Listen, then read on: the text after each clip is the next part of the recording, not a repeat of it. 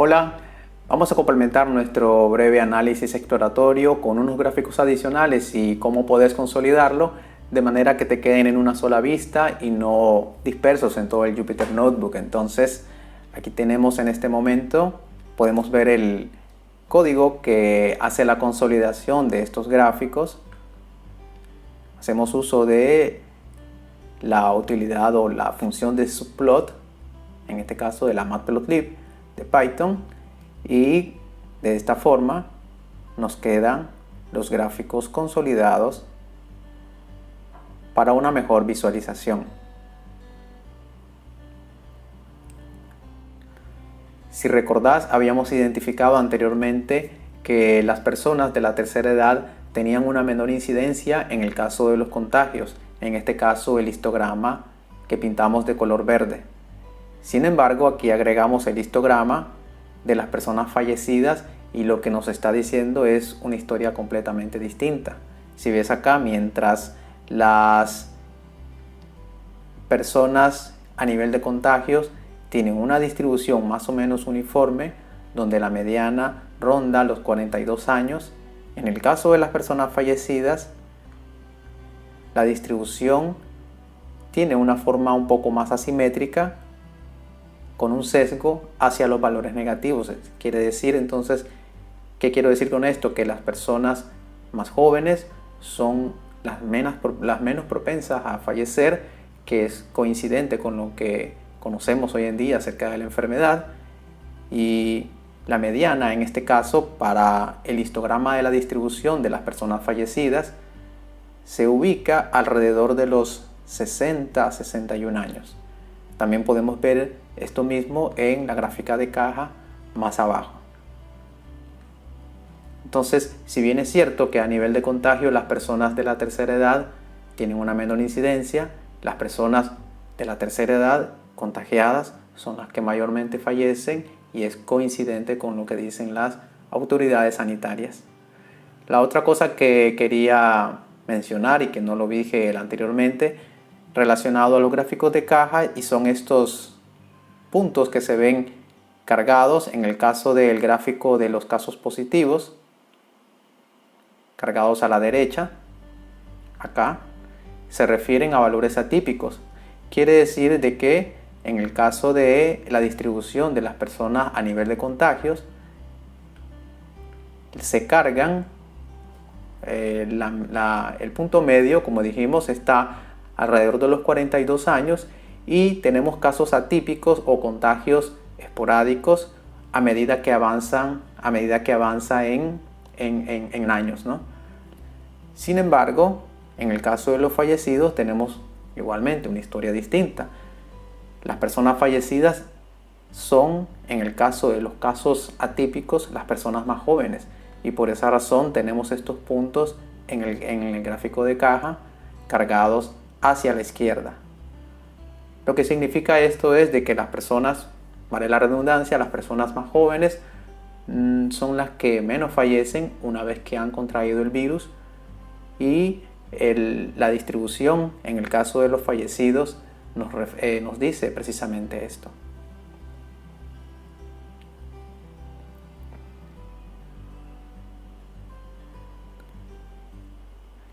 Y aquí tenemos también agregado nuestro heatmap que ya vimos en la entrega anterior, en donde habíamos identificado que las personas que más fallecen, en este caso, si lo cruzamos las variables de tipo de paciente y origen, hablábamos de las personas fallecidas ambulatorias fuera del sistema USMER.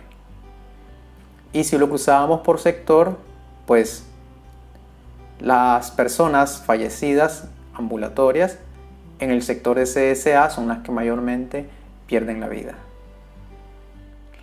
Anteriormente también habíamos identificado, si recordás, en la distribución de las personas que habían fallecido, contando los días a partir desde que ingresaron a una unidad de asistencia y desde que presentaron sus primeros síntomas. Habíamos identificado que la distribución estaba de esta forma, era una distribución asimétrica en donde las personas perdían la vida mayormente en los primeros 10 días, ¿no?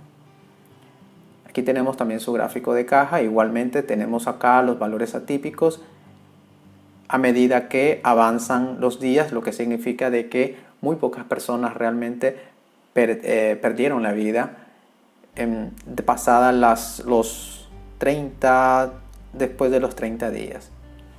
Estos mismos gráficos también los agrupamos para tener una sola vista. Vamos a verlo un poco más acá. Aquí tenemos el código generado para poder consolidarlo y finalmente tenemos nuestros gráficos. Aquí agregamos un gráfico que no habíamos visto anteriormente, se refiere al gráfico de violín. El gráfico de violín es como una versión avanzada del boxplot o el gráfico de caja. Además de mostrarte los cuartiles de la distribución, también indica una estimación de la densidad de dicha distribución. Aquí, por ejemplo, estamos viendo que para el grupo de síntomas, desde que presentaron sus primeros síntomas hasta que fallecieron, muestra una densidad distinta a la densidad que muestran las personas que presentaron sus primeros síntomas, las personas que ingresaron a una unidad de asistencia hasta su fallecimiento. Vemos, por ejemplo, que hay una densidad mayor de los datos en el caso de las personas que ingresaron a una unidad de asistencia hasta su fallecimiento, que no muestra las personas de la distribución desde que presentaron sus primeros síntomas. Y esto es consistente precisamente con la gráfica o la distribución que muestra, en este caso, nuestro histograma. Vemos que es una representación pues bastante interesante. Prácticamente se forma como un plato en la base de la distribución, ¿no? Y eso pues nos indica que hay una alta densidad o una alta concentración de personas fallecidas en los primeros días. Ahora, también nos preguntamos por qué razón sucede este comportamiento, por qué hay una alta concentración de personas que fallecen en los primeros días. Para ello, entonces, hicimos un análisis como de tendencia en el tiempo para ver un poco o comprender a qué se refiere este comportamiento. Y eso es lo que vemos en la gráfica más abajo. La gráfica más abajo nos muestra los mismos grupos, pero en este caso analizados a través del tiempo. La línea azul representa a las personas que fallecieron desde que llegaron a una unidad de asistencia, y la línea roja representa a las personas que fallecieron desde que presentaron sus primeros síntomas. Aquí hay una situación bastante interesante. Hasta la semana 10 aproximadamente, la variación de los días promedio, en este caso de los grupos, es bastante fluctuante.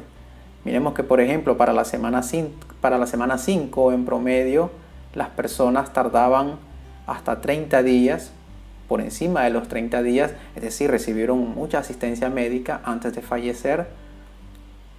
De la semana 5 a la semana 10, igualmente, bastante similar. Recordemos que estamos analizando la serie desde el 1 de enero hasta el 18 de agosto, que es el conjunto de datos de nuestro dataset. Sin embargo, veamos de que a partir de la semana 13 aproximadamente en adelante es cuando las personas comienzan a fallecer por debajo de los 10 días. ¿Sí ves? Y las dos líneas, tanto la de los días de ingreso como la de días de síntomas, prácticamente son unas líneas paralelas. Lo que nos dice esto que ahora sí estamos entendiendo un poco mejor lo que ha ocurrido. Sucede que las personas que llegaban con síntomas antes de los 10 días son las que fallecieron en los siguientes 10 días cuando llegaron a la unidad de asistencia. Prácticamente esa podría ser la lectura, y esa es la razón por la que la concentración de datos que muestra el histograma acá sea mayor para el grupo de personas que fallecieron desde que llegaron a una unidad de asistencia que el grupo de las personas que fallecieron desde que presentaron sus primeros síntomas. Como ves, la gráfica animada es un recurso bastante interesante.